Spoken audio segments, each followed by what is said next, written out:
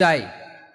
আমার প্রিয় ভাইয়েরা, আমি আজকে এই চমৎকার দুপুরে আজকে এই 10টি বৈশিষ্ট্য নিয়ে আমরা আলোচনা করব এবং যাদের মধ্যে এই 10টি বৈশিষ্ট্য থাকবে তাদের জন্য আল্লাহ তাআলা ক্ষমা এবং মহা প্রতিদানের ব্যবস্থা রেখেছেন।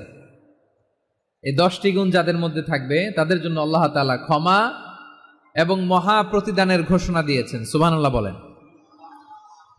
এবং এই 10টি বৈশিষ্ট্যের মধ্যে ইসলামের মৌলিক যে মূল্যবোধগুলো, মোরালিটি, এথিক্স, এগুলো চলে এসেছে।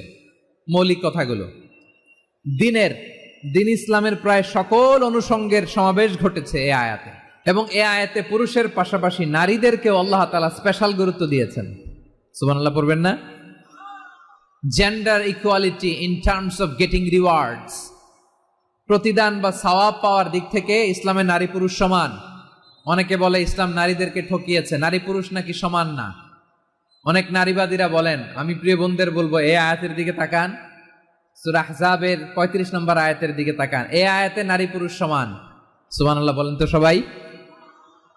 Gender equality in terms of getting reward, নেক কাজ করলে সওয়াব পাওয়ার ক্ষেত্রে পুরুষ যেমন নারীও তেমন। আল্লাহু আকবার। দান করলে পুরুষের যেমন